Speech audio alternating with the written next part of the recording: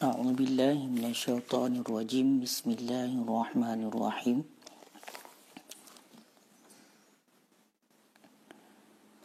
Wa yuftiru amidun la nasin di saumin wa in kathura minhu nahwu jima'in wa uklin alimun la jahilun bi anna ma ta'atahu muftirun liqurbi islamihi aw nash'ihi bi badiyati ba'idatin amman ya'rifu dhalika mukhtarun la mukrahun lam yahsulu minhu qasdu wala fikrun wala taladzudun bi jima'in wa illam yunzil.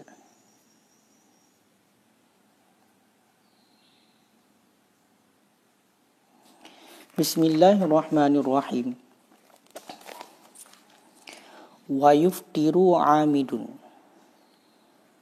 dan terbuka ianya puasa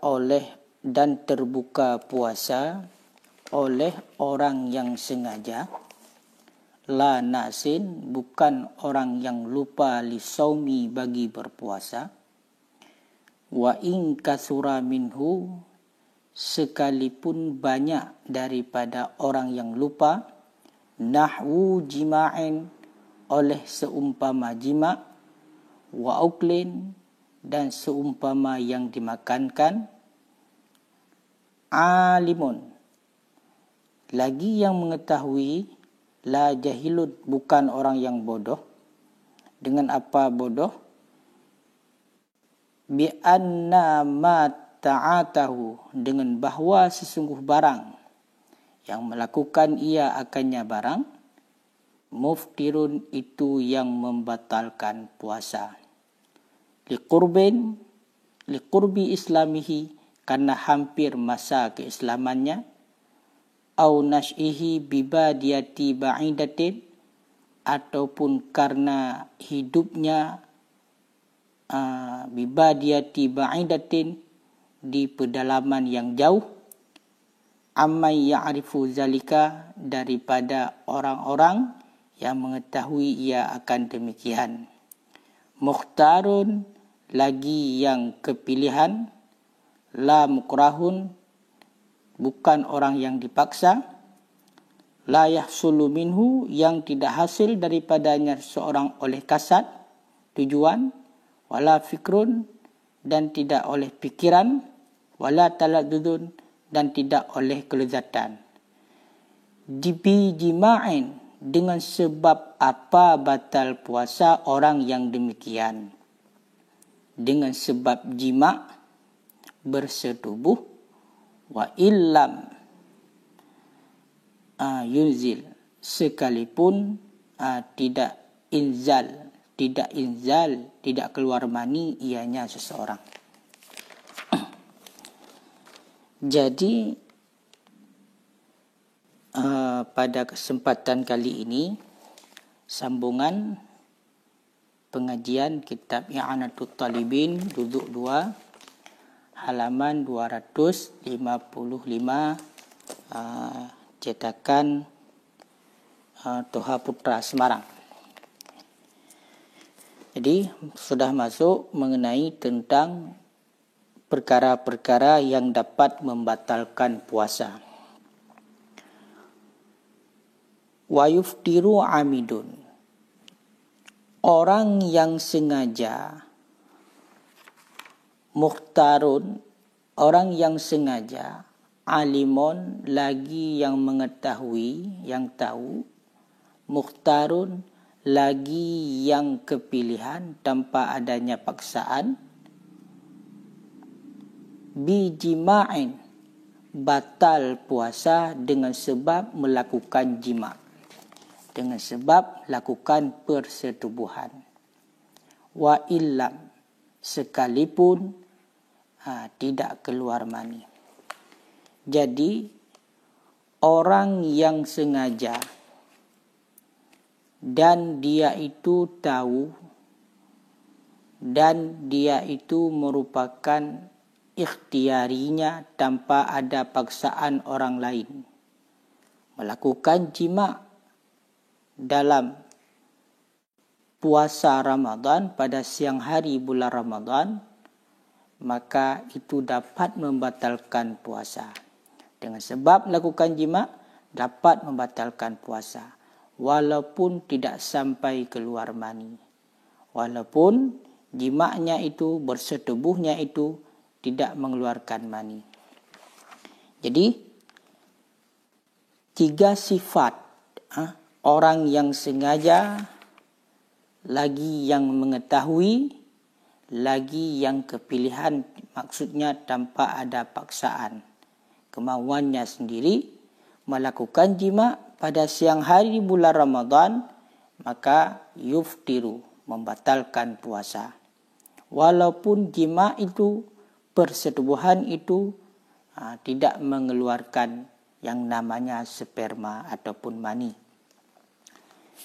La nasin, tidak orang yang lupa. Maknanya terkhusus orang yang membatalkan puasa, orang yang dapat membatalkan puasa, yang dapat membatalkan puasa dengan sebab jima' itulah orang yang sengaja melakukan jima'. Jadi orang yang lupa bagi puasa, orang yang lupa bagi puasa, dia itu tidak sengaja melakukan jima' sedangkan dia itu lupa dalam keadaan dia sedang berpuasa. Orang yang lupa sedang berpuasa melakukan seumpama jima' persetubuhan, maka itu tidak membatalkan puasa. Wa in kasura minhu nahu jima'in. Sekalipun orang yang lupa bagi puasa itu sangat banyak sudah melakukan persetubuhan. Jadi seseorang melakukan persetubuhan, istilahnya berhubungan intim suami istri, sudah beberapa kali dilakukan. Tapi dalam keadaan dia itu tidak tahu ataupun lupa dalam keadaan berpuasa. Makanya itu tidak membatalkan puasa. Begitu juga sudah banyak makan, minum ataupun memasukkan sesuatu benda yang lain ke dalam rongga yang terbuka. Jadi sudah banyak dilakukan. Padahal dia itu dalam keadaan lupa dia sedang melakukan puasa. Maka puasanya tidak batal. Kenapa tidak batal puasanya? Wa innama lam yuftir an-nasi, dan hanya saja tidak batal puasa orang yang lupa karena ada hadis. Orang yang lupa dalam keadaan berpuasa tidak batal puasanya meskipun sudah banyak melakukan jima' persetubuhan, meskipun sudah banyak makan dan minum dan lain sebagainya, yaitu melakukan sesuatu yang dapat membatalkan puasa. Tidak batal puasanya. Kenapa? Karena ada hadis. Hadisnya, man nasiya, barang siapa yang lupa ia, wahwa saimun, padahal dia itu sedang berpuasa. Wahwa saimun, padahal bermula dianya seorang itu orang yang berpuasa. Fa'akala aw syaraba, kemudian makan ia ataupun minum ia.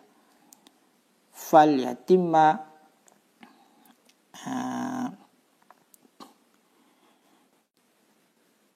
saumahu, maka hendak menyempurnakan ia akan puasanya. Jadi orang, kata Nabi, orang yang lupa dia itu dalam keadaan berpuasa, kemudian dia makan ataupun dia minum ataupun dia jima' dan lain sebagainya, maka puasanya hendak disempurnakan. Berarti puasanya tidak batal karena perintah Nabi fal yatim saumuhu, hendak menyempurnakan puasanya. Lalu fa innama at'amahullah wa saqahu, dan maka hanya saja telah memberi makan akannya oleh Allah dan telah memberi minum ianya Allah akannya. Jadi makannya tadi dalam keadaan berpuasa, minumnya tadi dalam keadaan berpuasa sedangkan dia itu lupa dalam keadaan berpuasa, itu merupakan pemberian daripada Allah. Berarti Allah memberi kita makan, Allah memberi kita minum. Berarti rezeki, karunia daripada Allah. Makanya ketika kita masuk ke dalam bulan suci Ramadan, nantinya misalnya kebetulan pada siang hari, mungkin hari pertama ataupun hari kedua biasanya terjadi. Karena biasa itu kita makan jam 8 pagi misalnya biasa sudah makan. Tapi kebetulan pas bangun tidur, begitu bangun langsung kita makan nasi, minum air. Sedangkan kita lupa bahawa kita ini bulan Ramadan. Dalam keadaan kita lupa sedang berpuasa. Maka itu bagaimana? Lanjutkan puasanya. Sempurnakan puasanya. Puasanya sempurnakan. Sedangkan makan kita tadi, itu merupakan rezeki pemberian Allah kepada kita. Minuman yang telah kita minum tadi, itu merupakan pemberian Allah kepada kita. Ini hadis wafi riwayatin, dan dalam satu riwayat sahaha Ibnu Hubban wa ghairu, telah sahih akannya riwayat oleh Ibnu Hubban dan selainnya Ibnu Hubban. Wala qada'a alaihi, dan tidak wajib qada di atasnya. Ketika kita sudah makan, sudah minum, padahal kita itu dalam keadaan berpuasa tapi sudah lupa kita dalam keadaan berpuasa, maka tidak ada qada. Puasa kita lanjutkan, qada pun tidak ada, tidak wajib qada. Jadi yang jadi pertanyaannya di sini dalam hadis yang disebutkan man nasiya wa huwa saimun fa akala aw syaraba. Dalam hadis yang terdapat nas yang sharih dalam hadis adalah orang yang lupa dia itu berpuasa kemudian makan ataupun minum. Dua tersebutlah hadis, makan ataupun minum.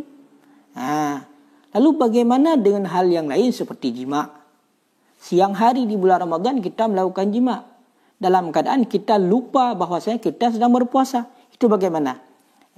Nusa alal akli wa syurbi fa'ulima ghairuhuma bil aula. Dinaskan di atas makan dan minum. Dalam hadis disebutkan makan dan minum. Sedangkan untuk yang lain fa'ulima ghairuhuma bil aula. Dimaklumkan akan selain keduanya dengan lebih aula. Berarti jima juga demikian. Melakukan persetubuhan juga demikian. Bila dalam keadaan lupa sedang berpuasa.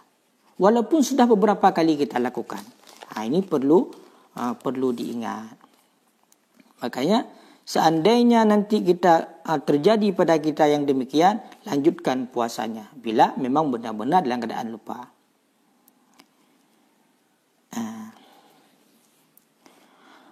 Pada permasalahan ini berbeda dengan halnya dalam sembahyang. Misalnya makan yang banyak dalam salat, kita makan yang banyak dalam salat dalam keadaan lupa, itu dapat membatalkan salat, yubtiluha. Berbeda. Kalau pada puasa, kita lupa dalam keadaan berpuasa, kemudian kita makan sebanyak-banyaknya, tapi kita lupa dalam keadaan berpuasa, maka puasa tidak batal. Tapi kalau salat, di dalam salat, makan yang banyak dalam salat keadaan lupa, itu dapat membatalkan salat. Kenapa dapat membatalkan salat? Karena pada salat itu ada hai'ah, ada kelakuan kita yang memperingatkan orang yang salat yang bahwasanya sedang salat. Kalau pada puasa, jadi tidak ada tanda-tanda yang bahwasanya kita sedang dalam keadaan berpuasa, tidak ada. Kalau pada salat ada gerakan-gerakan ataupun hai'ah kelakuan dalam salat yang akan mengingatkan kita yang bahwasanya kita sedang posisinya sedang salat. Maka langka fayunziru zalika fi langka terjadinya makan yang banyak di dalam salat. Makanya seandainya kita itu lupa dalam keadaan salat, kita makan dalam salat, kita minum dalam salat, itu dapat membatalkan salat. Kenapa? Karena langka terjadinya. Karena dalam salat itu ada hai'ah, ada kelakuan yang dapat mengingatkan kita yang maksudnya kita sedang salat, berbeda dengan puasa. Maka puasa, bila kita lupa dalam keadaan berpuasa, sudah makan sebanyak-banyaknya, maka puasa kita tak batal. Berarti wa in kasura minhu nahwu jima'in. Ini kalau dalam orang yang belajar kitab kuning, kitab alat. Jadi wa in kasura minhu, ini ghayah. Ini faedah wa in kasura minhu di sini adalah ghayah. Ghayah di sini adalah untuk tolak khilaf, untuk menolak khilaf, untuk menolak pendapat yang mana banyak makan ataupun banyak minum, banyak jima dalam keadaan lupa berpuasa, yuftiru bihi, dapat membatalkan puasa. Jadi ada pendapat yang lain yang mengatakan bila orang yang lupa dia itu sedang berpuasa, kemudian dia makan dan minum yang banyak, maka dapat membatalkan puasa. Itu ada pendapat. Tetapi di sini dirayah, diumumkan di sini. Semuanya secara keseluruhan, orang yang lupa dalam keadaan berpuasa sekalipun sudah banyak melakukan jima dan makan, maka puasanya tidak batal. Makanya faedah ghayah di sini adalah untuk menolak pendapat yang lain yang mengatakan puasa batal bila sudah banyak makan ataupun jima ataupun minum dalam keadaan lupa berpuasa. Dalam keadaan lupa sedang berpuasa. Karena anna adawatul ghayah kalau wa il radil khilaf. Sesungguhnya adat ghayah seperti law dan in liradil khilaf, untuk tolak khilaf. Wa illa li ta'mimil hukmi. Seandainya tidak ada khilafiyah, maka faedah ghayah di situ adalah untuk mengumumkan hukum. Jadi kalau di sini ada khilaf, maka faedah ghayah di sini adalah untuk tolak khilaf dan sekaligus untuk faedah ta'mim. Jadi alimun, orang yang sengaja, yang mengetahui, baru batal puasa bila melakukan jima. La jahilun, tidak orang yang jahil. Tidak orang yang jahil. Bagaimana tidak orang yang jahil? Tidak orang yang bodoh. Tidak batal puasa orang yang bodoh. Bodohnya apa? Bodoh yang bahwasanya perkara ataupun perbuatan yang dilakukan itu dapat membatalkan puasa. Terhadap orang yang demikian, orang yang bodoh dengan apa yang dia lakukan itu tidak yang bahwasanya membatalkan puasa, dia tidak tahu apa yang dia lakukan itu dapat membatalkan puasa, maka puasanya tidak batal. Bodohnya karena apa?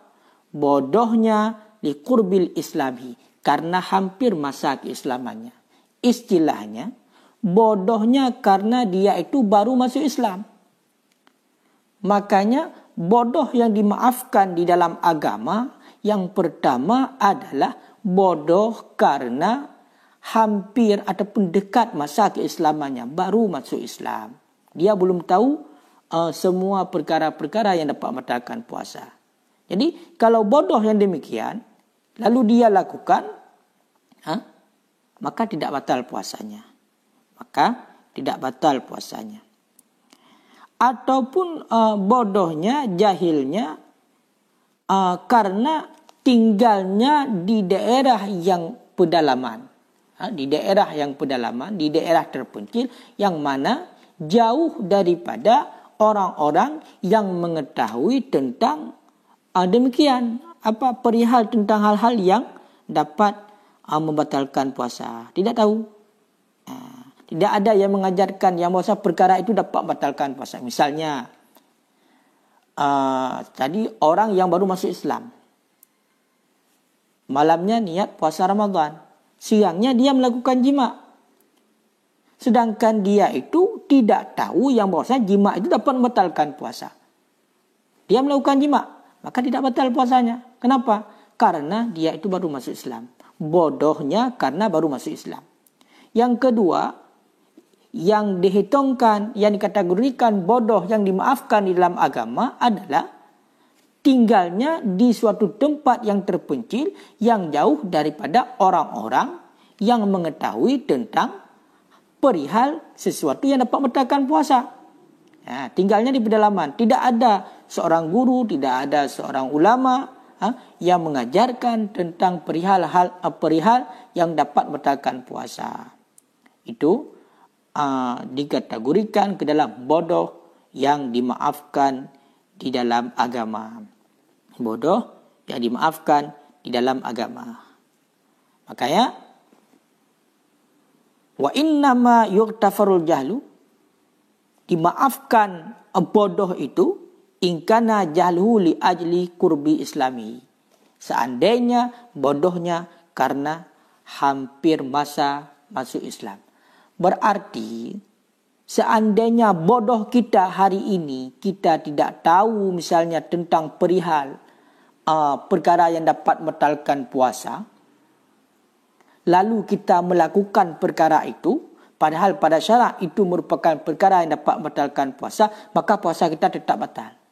Walaupun kita tidak tahu itu dapat membatalkan puasa. Kenapa? Karena pada hari ini tidak ada lagi yang namanya bodoh yang dimaafkan. Ulama sudah banyak, pesantren-pesantren sudah banyak, tempat untuk mencari ilmu agama sudah banyak. Sedangkan kita bukan seorang mu'allaf yang baru masuk Islam. Berarti tidak ada yang namanya kebodohan yang dimaafkan. Makanya sekarang itu orang sekarang bukan jahil yang dimaafkan di dalam agama, bukan bodoh yang dimaafkan dalam agama. Bagaimana juga yaitu salah diri sendiri yang tidak mau untuk mencari ilmu pengetahuan, padahal sudah sangat banyak tempat-tempat untuk mencari ilmu. Tempat-tempat untuk mencari ilmu. Makanya bila melakukan demikian oleh orang yang bodoh seperti tadi, tidak batal puasanya.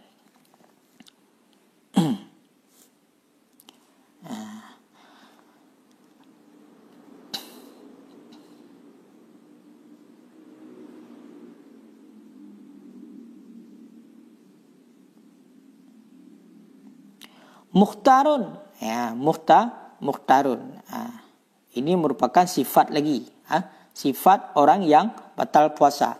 Batal puasa orang yang sengaja, yang mengetahui, lagi yang kepilihan.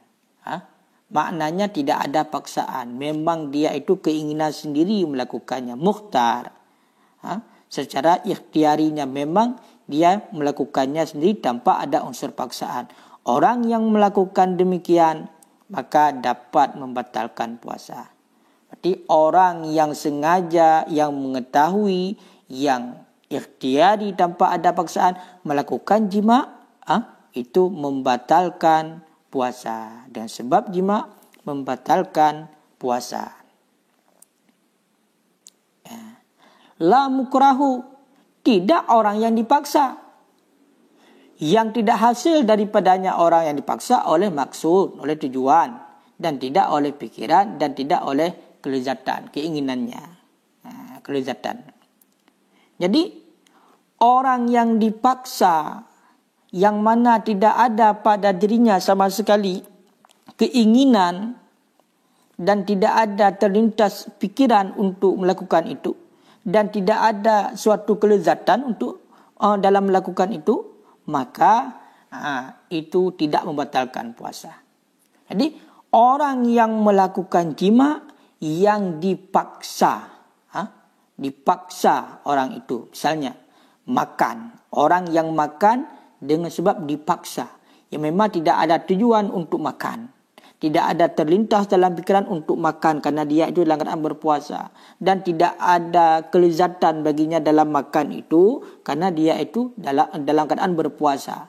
Jadi orang yang seperti demikian itu tidak batal puasanya. Kenapa? Karena ada unsur paksaan, bukan mukhtar. Bukan mukhtar.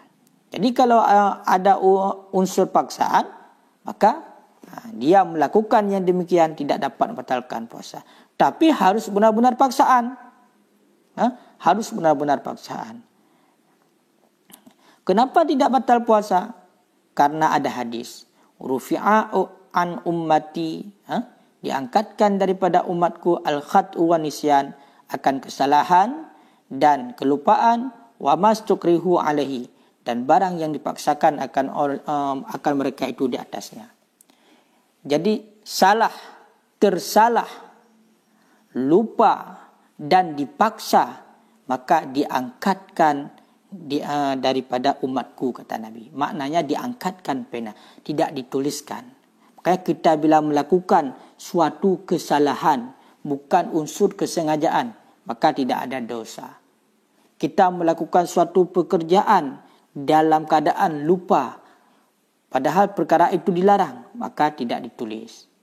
Begitu juga dipaksa oleh orang lain, yang benar-benar paksaan, maka juga itu tidak ditulis, dirafakkan pena.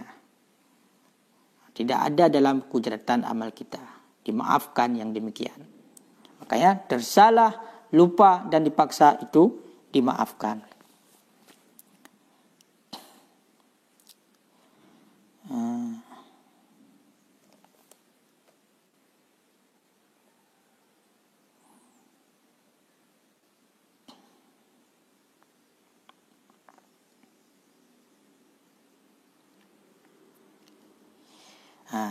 Perlu diingat, wa yushtaratu fil ikrah, disyaratkan pada paksa. Paksa tadi tidak dipaksa, tidak membatalkan.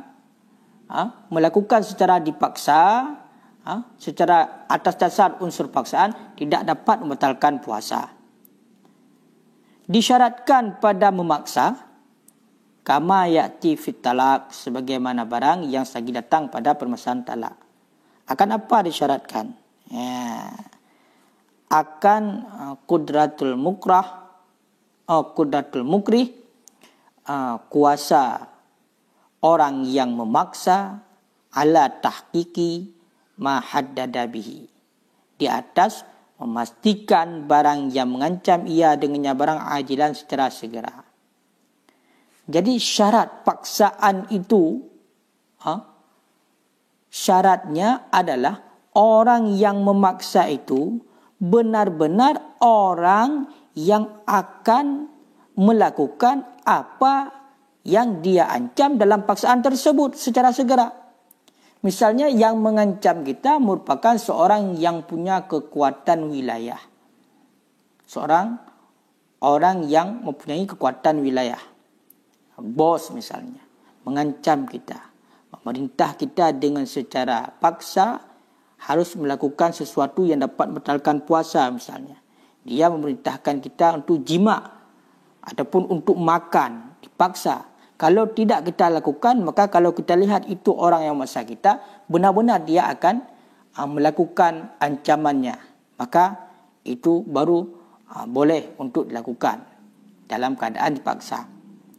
Itu syarat paksaan.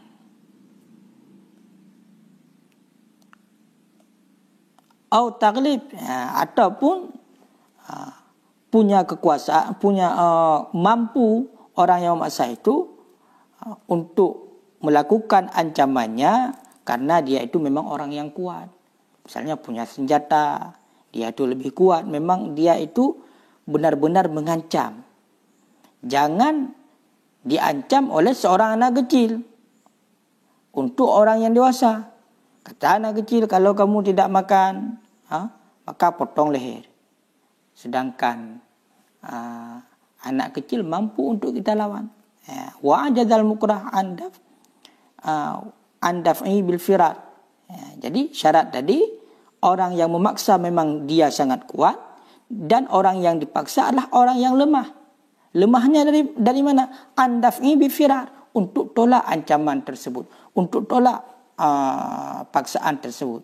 Bagaimana cara tolak? Bifirar, adakala dengan cara lari, au istighasah, ataupun dengan cara meminta tolong kepada orang lain.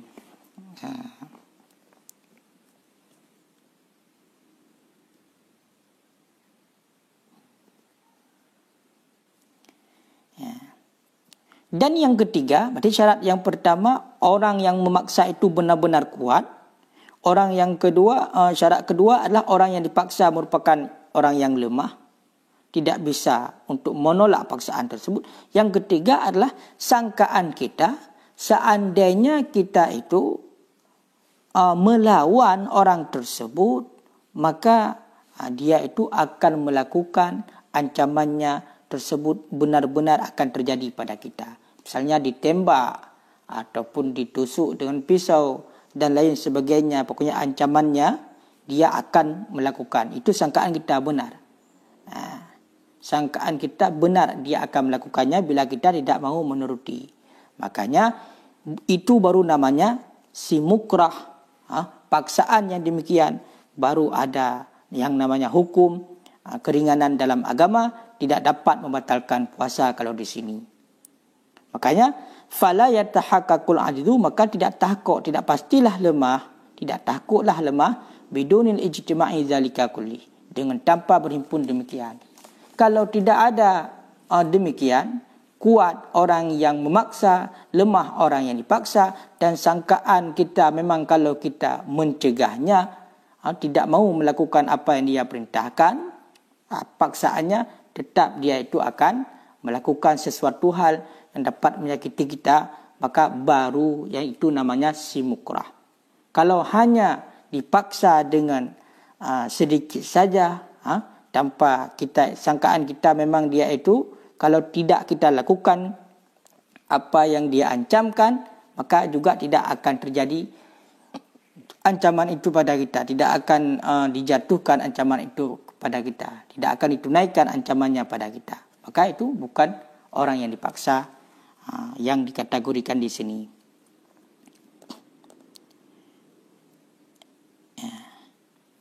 Jadi kaitannya, orang yang dipaksa tidak dapat membatalkan puasa. Jadi yang memang sama sekali tidak ada tujuan.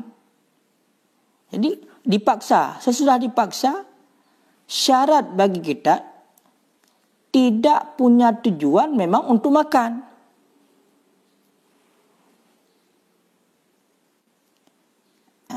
Jangan nanti kita memang ada keinginan untuk makan, kebetulan dipaksa, sangat pas. Maka itu juga tidak boleh.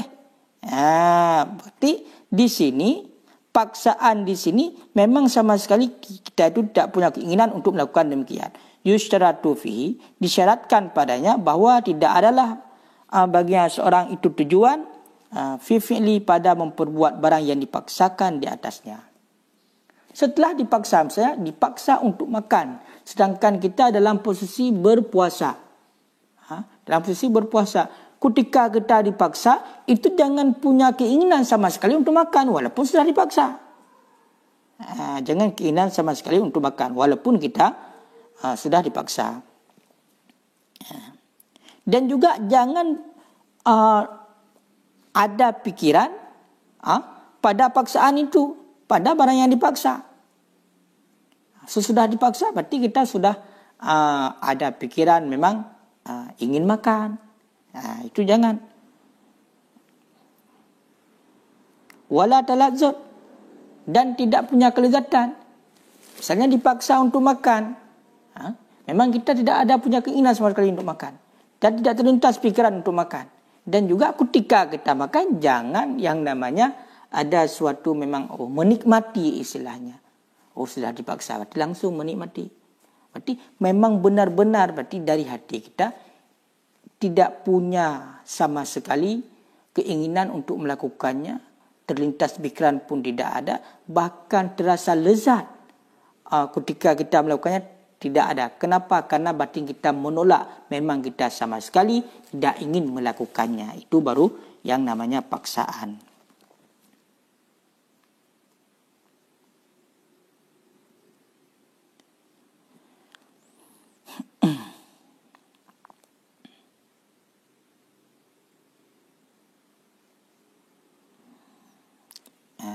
Fa in kana kadzalika la yutabaru iqraruhu wa yufsidu shaumuhu.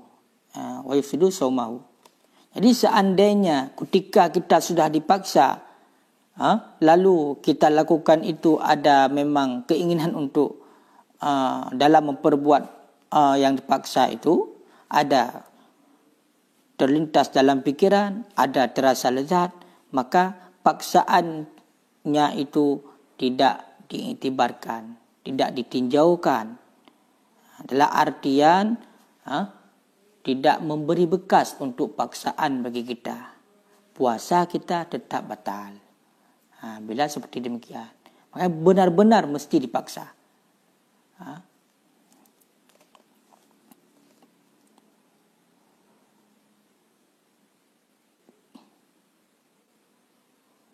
Istilahnya, jangan mengambil kesempatan di dalam kesempitan. Ketika kita telah dipaksa, langsung kita lakukan. Kebetulan ini memang sudah sangat haus.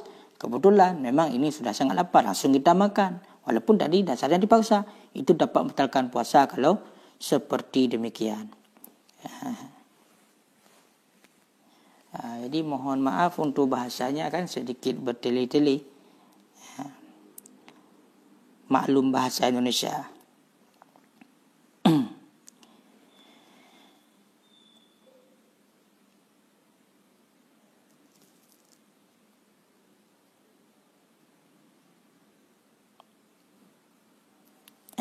Bijima'in, berarti batal puasa orang yang sengaja, lagi yang mengetahui, lagi yang kepilihan dengan sebab jima' sekalipun tidak keluar mani. Sekalipun tidak keluar mani. Jadi batal puasa orang yang sengaja, lagi yang mengetahui, lagi yang kepilihannya tanpa ada paksaan dengan sebab melakukan jima', walaupun tanpa keluar mani. Walau kana ma'ahail, walaupun melakukan jima' beserta ada hail. Makna hail ini ada satir, ada penutup. Misalnya melakukan jima' pakai baju. Berarti pakai baju. Berarti jima' itu melakukan persetubuhan telah memasukkan zakar ataupun kadar maktu' ke dalam farad. Itu yang namanya jima'. Jadi kalau misalnya ada hail bersetubuh dengan masih punya pakaian misalnya, itu tetap juga dapat membatalkan puasa sekalipun tidak keluar mani. Jadi hati-hatilah. Makanya dalam bulan Ramadan, untuk sementara waktu yang sudah punya istri, mari jauhkan diri daripada istri. Maksudnya bukan jangan dekat-dekat, jangan sampai terjadi hal-hal yang dapat membatalkan puasa. Itulah seperti jima'. Istilahnya tidur agak jauh-jauh sikit, biar tidak terjadi hal-hal yang dapat membatalkan puasa, yaitu jima' kalau di sini. Karena berbahaya.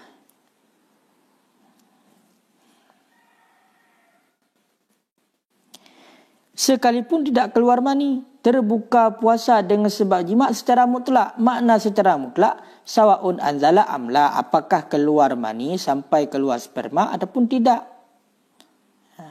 Begitu juga wa sawa'un kana fil qubul au dubur, bersamaan ada ia dalam kubur ataupun dubur. Jadi bersamaan memasukkan zakar itu, jima' itu terjadinya dalam kubur, itulah dalam tempat biasa, ataupun dalam dubur, itulah tempat keluar berak. Baik daripada manusia maupun binatang. Itu sama saja. Melakukan jima' dalam bulan Ramadan, baik kepada manusia ataupun kepada selain manusia, itu dapat membatalkan puasa. Baik setelah melakukan jima' ataupun melakukan jima' itu sampai inzal, sampai keluar mani, sperma, ataupun tidak, tetap membatalkan puasa. Ataupun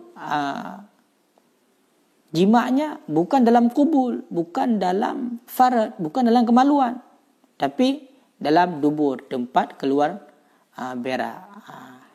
Maka itu juga dalam pantat istilahnya, maka tetap juga batal puasa.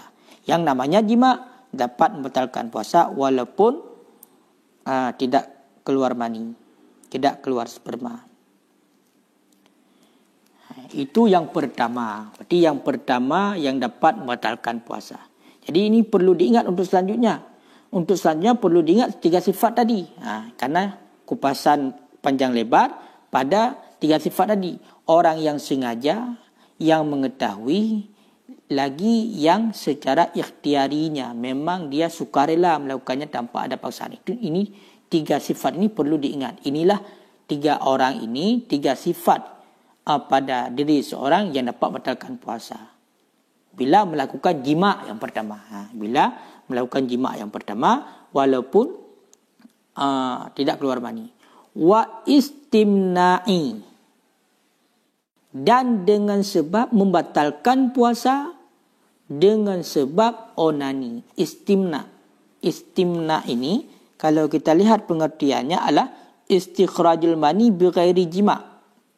Mengeluarkan sperma, mengeluarkan mani dengan tanpa melakukan hubungan badan, dengan tanpa persetubuhan. Haraman kana atau mubahan. Haram adalah mengeluarkan mani seperti mengeluarkan dengan tangan sendiri, adapun boleh seperti mengeluarkan dengan tangan isteri. Jadi batal puasa dengan sebab melakukan onani, yaitu mengeluarkan mani ataupun sperma bukan dengan cara berhubungan intim. Bagaimana juga? Kalau di sini walau biadihi, walaupun dengan tangannya seseorang. Jadi mengeluarkan mani dengan tangan sendiri itu hukumnya haram. Itu hukumnya haram. Dan dapat membatalkan puasa. Ataupun mengeluarkan mani dengan tangan isteri, biyadi halilatihi, dengan tangan isteri. Perbuatan mengeluarkan mani dengan tangan isteri itu hukumnya tidak haram di dalam agama. Itu tidak haram. Itu perbuatan yang boleh. Ini secara umum. Jadi secara umumnya hukum pada dasarnya mengeluarkan sperma ataupun mani tanpa melakukan jima' dengan tangan sendiri itu hukumnya haram. Kalau dengan tangan isteri hukumnya boleh. Pada surah suami isteri. Jadi perkara di sini membatalkan puasa. Membatalkan puasa dengan sebab melakukan onani. Maknanya mengeluarkan mani ini dapat membatalkan puasa. Walaupun dengan tangan sendiri, pakai tangan sendiri dapat membatalkan puasa. Pakai tangan orang lain lebih lagi. Ataupun pakai tangan isteri sendiri juga batal puasa. Walaupun pakai tangan isteri sendiri, pakai tangan sendiri, lebih-lebih pakai tangan orang lain, itu dapat membatalkan puasa. Mengeluarkan mani dengan demikian dapat membatalkan puasa. Dapat membatalkan puasa. Kalau hukumnya bagaimana? Hukum dasarnya, ini bukan berkaitan dengan puasa. Istimna dengan tangan sendiri itu hukumnya haram. Mengeluarkan mani dengan tangan sendiri itu hukumnya haram. Kalau dengan tangan isteri itu hukumnya boleh. Tapi pada permasalahan puasa, atas nama yang dikategorikan dengan mengeluarkan sperma tanpa melakukan jima', itu dapat membatalkan puasa. Ini berkaitan dengan puasa. Kalau berkaitan dengan hukum dasarnya, ya seperti tadi. Makanya hati-hati. Jadi seorang suami yang sudah punya istri, maka dia itu, ini pada dasarnya bukan berkaitan dengan puasa, dia itu melakukan jima' dengan istri. Itu dapat pahala besar dan mendapat kenikmatan.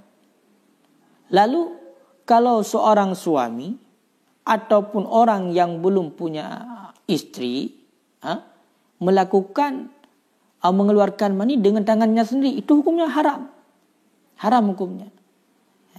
Kalau orang yang punya seorang suami sudah punya istri, maka melakukan dengan tangannya sendiri tidak haram juga. Yang tidak haram bila dia itu melakukannya, mengeluarkan mani dengan tangan sang istri. Kecuali ada suatu hal nanti yang memang ada khilafiyah para ulama, iaitu di antara mengambil yang lebih ringan seandainya bertentangan dengan zina. Memang benar-benar berkecamuk syahwat. Memang benar-benar berkecamuk syahwat. Hanya ada dua pilihan. Ini bukan berkaitan dengan puasa secara umum. Tidak melakukan mengeluarkan sperma kita dengan cara yang lain, maka secara otomatis kita pasti akan melakukan zina. Maka itu mengambil yang lebih ringan kemudaratannya. Tapi bukan hukumnya boleh. Ini juga ada khilafiyah para ulama. Makanya berhati-hatilah. Jangan sampai melakukan demikian.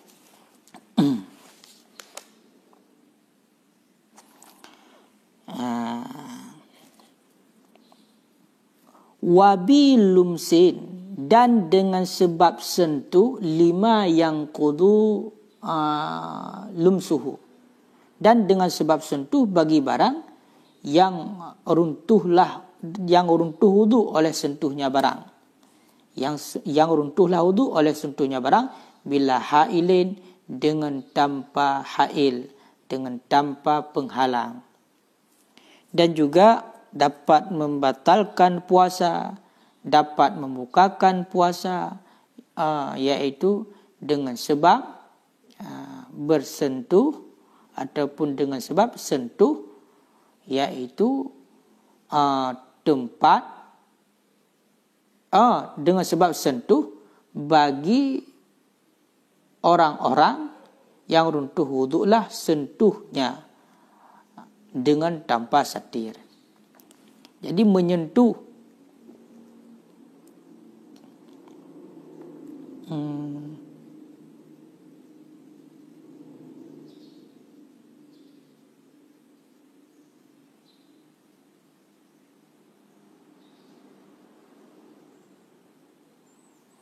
jadi dengan sebab sentuh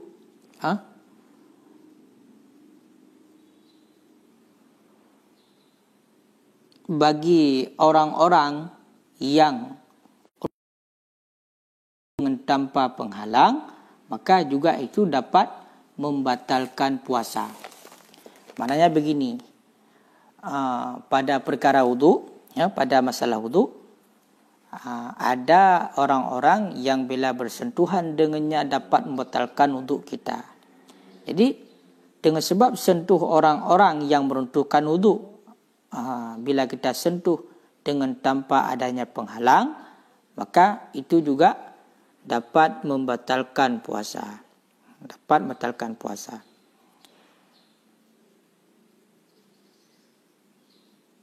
Bila tidak ada penutup, bila tidak ada hail, ada penutup. Kalau ada penutup, la yuftiru bi, tidak membatalkan puasa.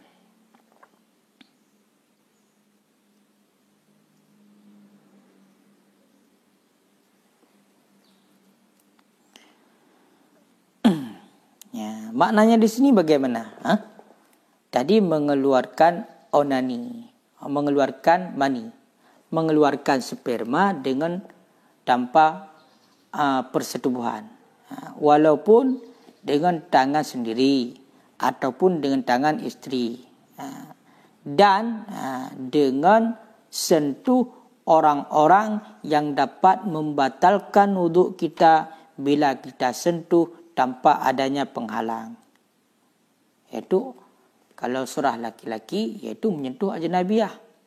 Kalau surah perempuan menyentuh ajnabi. Makanya kalau di sini untuk lebih jelasnya, membatalkan puasa dengan sebab onani, dengan sebab mengeluarkan mani secara mutlak. Apa makna mutlak? Sawaun kana biyadi, apakah dengan pakai tangannya, au biyadi halilatihi, ataupun dengan tangan istrinya, ataupun dengan tangan orang yang halal baginya. Siapa orang yang halal baginya? Min zaujatin, istri, au ummatin, ataupun ammah, budak perempuannya, ataupun keluar mani, onaninya, keluar maninya dengan sebab sentuh kulit, lumsil basyarah, bersentuhan kulit. Bersentuhan kulit. Kulit siapa? Kulit, kalau di sini berarti orang yang dapat batal wuduk kita bila kita sentuh dalam keadaan tanpa penghalang. Sawa'un kana bi syahwat aw bi ghairiha. Bersamaan dengan syahwat ataupun dengan tanpa syahwat. Jadi demikian. Makanya di sini kalau kita lihat 5 yang qudhu lumsuhu. 5 ma di sini yang cocoknya bukan ma tapi man. Karena ma di sini dipakaikan pada yang berakal. Orang maksudnya di sini bukan barang, orang. Jadi dengan sebab sentuh bagi orang-orang yang batal wuduklah sentuhnya dengan tanpa penghalang. Jadi kalau sentuh orang tersebut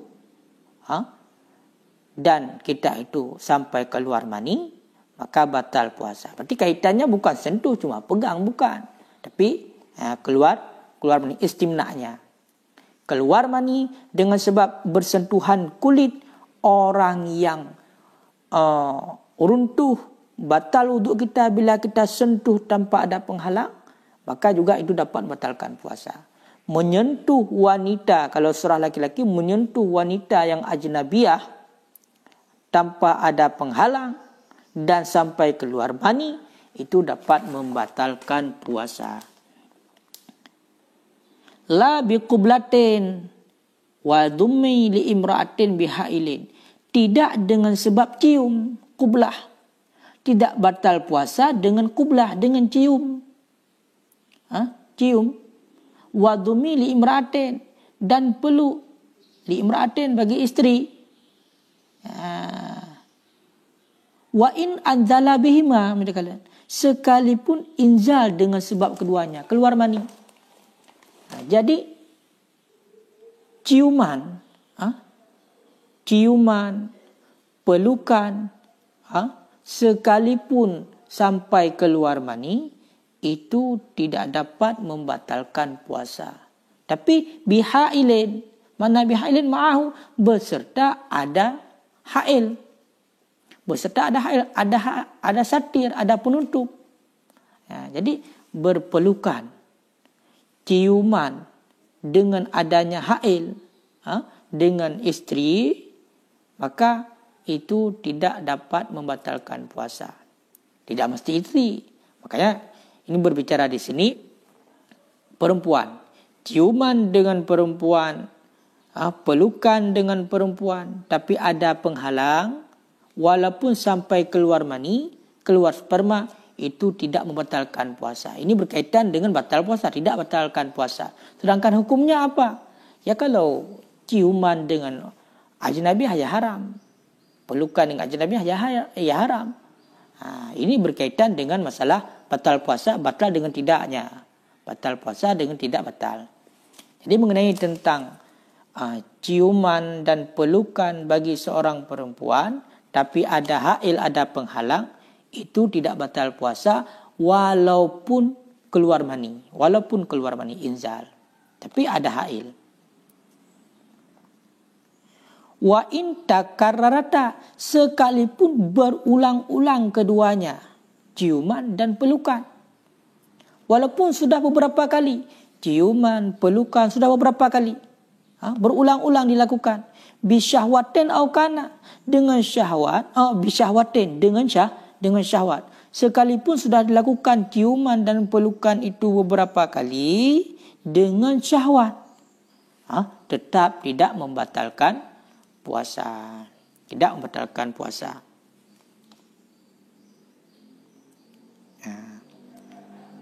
Tapi hukumnya haram berulang-ulang. Puasa tidak batal, tapi berulang-ulang melakukan demikian, ini haram. Walaupun tidak sampai inzal. Sedangkan kita dalam keadaan berpuasa. Ini perlu diingat. Jadi kalau ada yang tidak faham, boleh ditanya di komentar. InsyaAllah akan dijawab melalui tulisan. Jadi begini.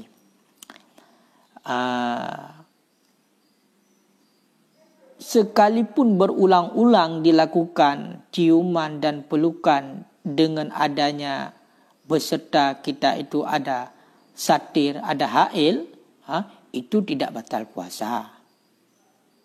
Itu tidak batal puasa. Tapi hukumnya haram. Kita dalam keadaan berpuasa melakukan secara berulang-ulang yang demikian itu haram walaupun tidak keluar sperma. Walaupun tidak keluar sperma. Au kanal hail, ataupun adalah penghalang rakikan itu tipis. Ataupun adalah penghalang itu tipis.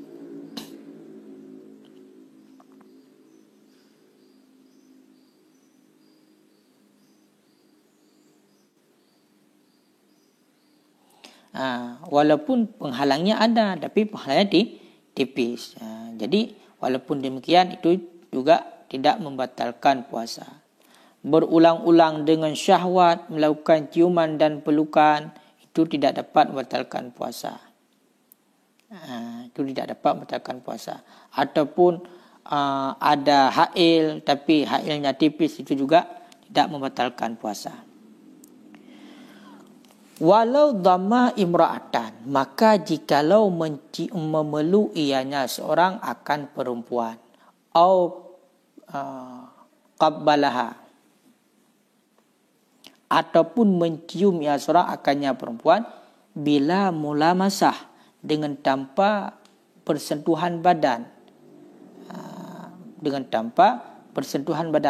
bal bihail, akan tetapi dengan adanya penghalang bainahuma di antara keduanya. Fa'anzala, kemudian inzal, keluar mani ianya seorang, lam yuftir, niscaya tidak membatalkan puasa. Jadi begini, seandainya seorang laki-laki memeluk seorang perempuan ataupun mencium seorang perempuan tapi tanpa bersentuhan badan, bagaimana juga ada baju berpelukan sedangkan baju masih lengkap, ciuman, tapi ada hailnya di antara keduanya, laki-laki dan perempuan. Kemudian keluar mani, pelukan tapi bajunya masih lengkap, keluar mani, lam yuftir, tidak membatalkan puasa. Kenapa? Liintifa'in mubasyarah, karena ternafi ataupun tidak ada bersentuhan kulit. Jadi ciuman dengan adanya penghalang, pelukan tapi masih ada penghalang, walaupun inzal sekalipun, keluar mani sekalipun, itu tidak dapat membatalkan puasa. Berarti jangan langsung misalnya ciuman, jangan langsung bersentuhan kulit. Pelukan jangan langsung bersentuhan kulit. Jadi kalau misalnya pelukan tapi tidak bersentuhan kulit, keluar mani, itu tidak membatalkan puasa. Kenapa? Karena tidak ada bersentuhan kulit.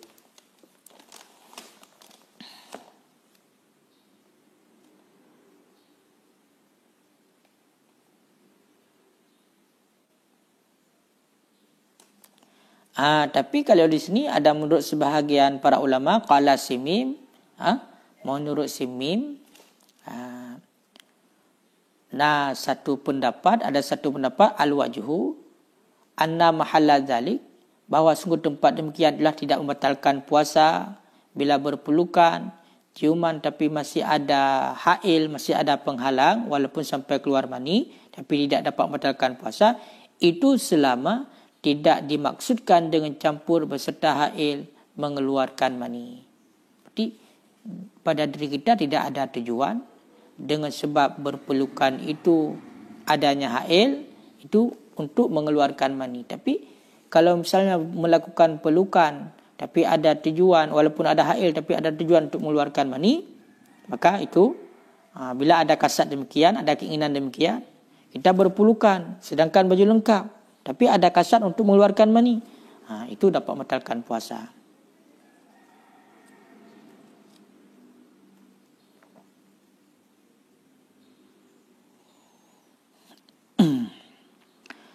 Kal ihtilami, sama seperti bermimpi basah. Kenapa tadi tidak membatalkan puasa pada surah ciuman dan pelukan yang masih ada hail tanpa bersentuhan langsung, walaupun keluar mani tidak membatalkan puasa? Itu hukumnya sama seperti mimpi basah.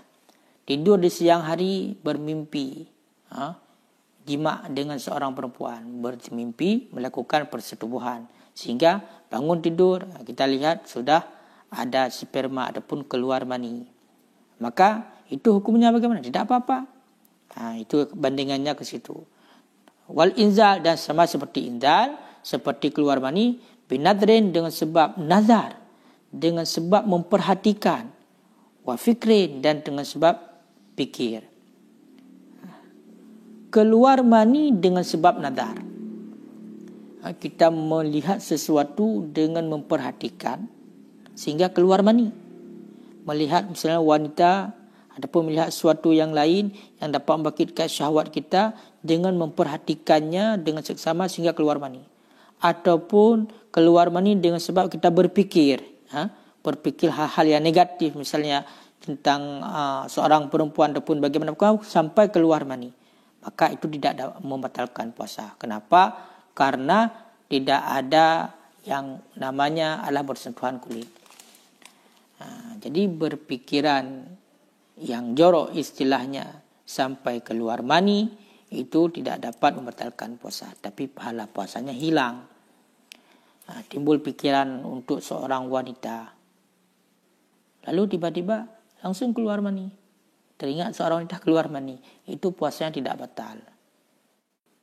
Ataupun kita melihat sesuatu dengan nazar, dengan seksama yang dapat membangkitkan syahwat kita sehingga keluar mani, itu juga tidak batal puasanya. Kenapa? Karena tidak bersentuhan kulit langsung. Misalnya kita melihat perempuan di foto ataupun secara langsung, kita lihat nazar, kita perhatikan dengan seksama, lalu kita keluar mani, inzal sampai inzal keluar mani, itu puasanya tidak batal. Kenapa? Karena tidak bersentuhan kulit langsung. Tapi hukumnya tetap dosa. Makanya beda-beda. Mengenai tentang batal puasa, tidak batal puasa. Tapi mengenai tentang dosa, ya tetap dosa. Tetap dosa hukumnya. Begitu juga dengan seperti keluar mani dengan sebab berfikir. Itu tidak batal puasa. Walaupun perbuatan itu dosa. Berarti lain-lain bab, lain-lain masalah. Tapi ada qala al-Bujairimi, malam yakun min adatihi indal bihima, selama tidak adalah daripada adatnya itu keluar mani dengan sebab keduanya. Wa illa, dan jika tidak, aftara, niscaya batal. Kalau di sini ada tambahan. Jadi inzal, inzal dengan sebab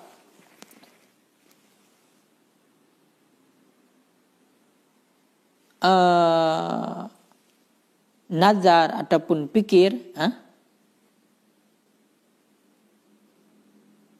nazar ataupun fikir dengan sebab memperhatikan ataupun berfikir, tidak membatalkan puasa karena tidak ada bersentuhan kulit. Itu selama memang pada adat bila melakukan yang seperti demikian, maka tidak sampai keluar mani. Misalnya melihat yang seperti demikian secara kebiasaan, itu memang tidak mengeluarkan mani. Ataupun memperhatikan yang demikian, secara adat, secara umumnya tidak keluar mani. Hanya orang-orang tertentu yang memang mungkin nafsunya sangat kuat entah bagaimana, sehingga hanya melihat saja dapat mengeluarkan mani. Itu yang tidak batal puasa. Tapi kalau memang pada adat dapat mengeluarkan mani, maka hukumnya tidak batal puasa. Contoh, orang misalnya menonton filem, filem-filem porno ataupun yang lain sebagainya yang memang pada adatnya itu bisa keluar mani. Maka bila melakukan demikian, itu batal puasa. Maka harus berhati-hati. Jangan nanti karena di sini dikatakan inzal, keluar mani dengan sebab memperhatikan wanita dengan seksama ataupun berfikir, itu tidak membatalkan puasa. Lalu kita nonton filem bagaimana? Kita nonton filem ataupun menonton wanita sedang bergoyang dan lain sebagainya, itu bagaimana? Kalau pada adatnya itu dapat mengeluarkan mani, kita lakukan itu dalam keadaan kita berpuasa, maka batal puasa kita.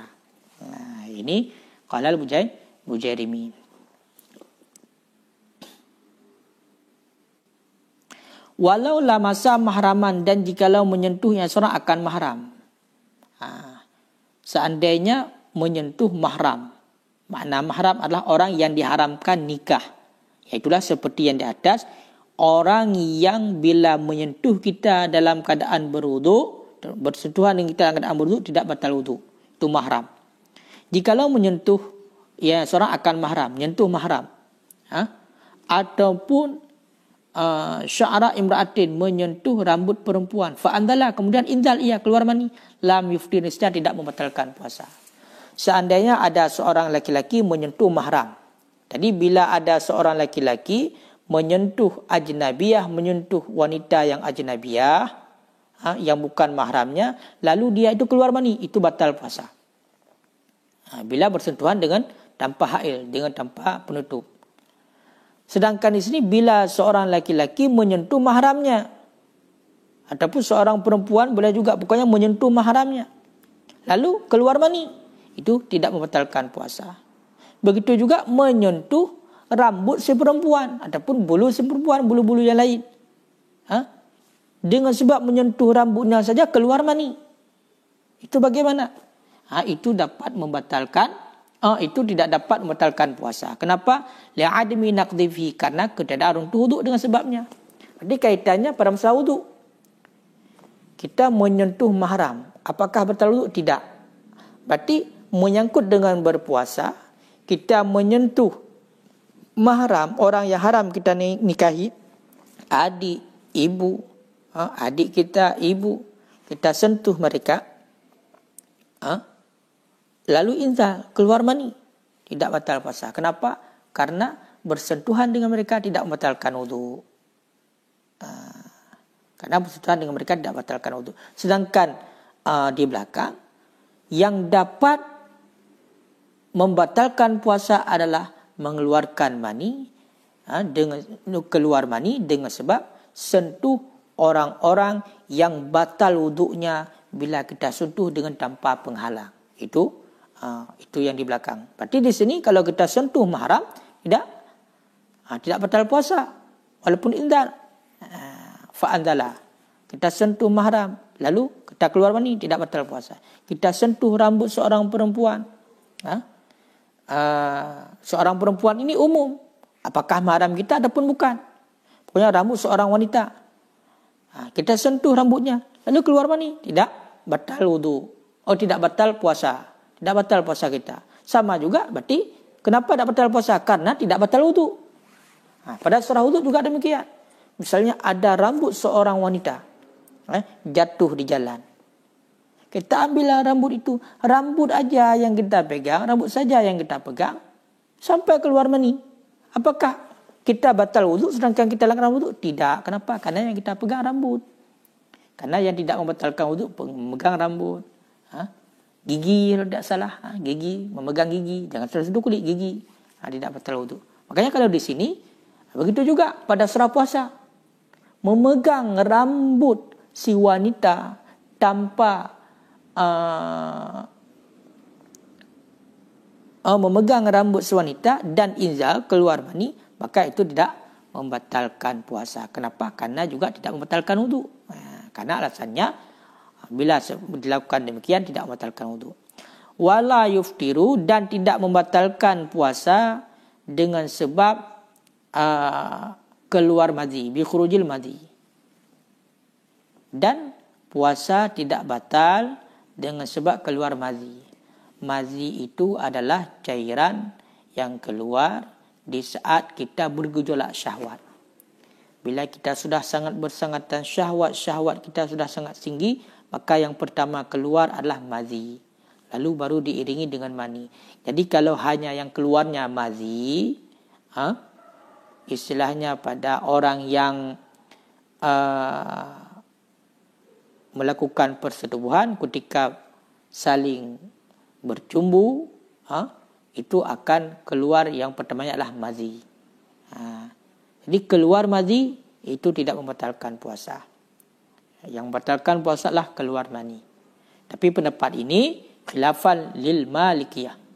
Kadang pendapat itu khilaf bagi Malikiyah. Berarti di kalangan mazhab Maliki, ini batal puasa. Karena menurut mazhab Maliki, keluar madhi ini dapat membatalkan puasa. Oleh karena demikian, sebagai kesimpulan, orang yang sengaja dan mengetahui dan ikhtiari, tidak ada unsur paksaan, melakukan jima walaupun tidak sampai keluar mani, dapat membatalkan puasa. Yang kedua, mengeluarkan mani walaupun dengan tangan sendiri, dengan tangan istri, ataupun dengan sebab bersentuhan dengan wanita yang ajnabiyah, itu dapat membatalkan puasa. Dua, dengan sebab berciuman, dengan sebab berpelukan tapi masih ada penghalang, walaupun berulang-ulang dilakukan dengan syahwat, ataupun sekalipun ada penghalang tapi penghalangnya tipis, maka itu tidak membatalkan puasa. Ciuman, pelukan yang ada penghalangnya, ada hailnya, ada satirnya, tidak membatalkan puasa, walaupun berulang-ulang dilakukan dengan syahwat, walaupun ada hailnya, ada penghalangnya tapi tipis. Jadi itulah dua perkara yang dapat membatalkan puasa yang kita bahas pada pagi yang berbahagia ini. Jadi mohon maaf di mana ada kekurangan dan kesilapan. Jadi boleh dibaca langsung di kitab, disimak, dibaca di kitab. Di mana ada kesalahan mohon dikoreksi ataupun diberitahu kepada saya agar kita perbaiki kembali. Ini sama-sama kita belajar, yaitu untuk mengisi waktu luang dalam masa situasi dan kondisi seperti ini, yaitu biar kita sama-sama mengambil keberkahan, yaitu daripada waktu yang diberikan oleh Allah kepada kita, itu umur panjang. Jadi dengan ini bukan berarti saya merupakan orang yang sudah bisa, tapi bagaimana juga kita sama-sama belajar di sini. Yang tidak paham, mari bertanya, ataupun yang salah dalam menjelaskan ataupun makna dan segala macam, mari diperbaiki bersama. Hadanallahu wa iyyakum ajma'in. Assalamualaikum warahmatullahi wabarakatuh.